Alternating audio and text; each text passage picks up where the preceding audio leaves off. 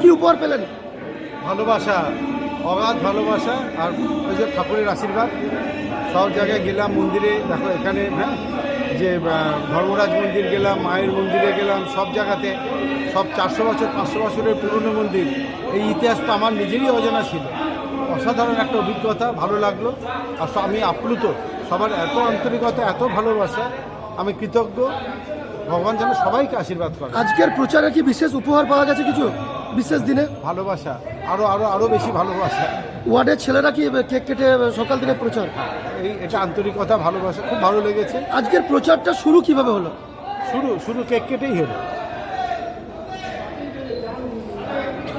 এবং ওনাকে সামনে রেখে কেক কেটে জন্মদিন পালন করছেন তৃণমূল নেতৃত্বরা। জন্মদিনের শুভেচ্ছা, অভিনন্দন।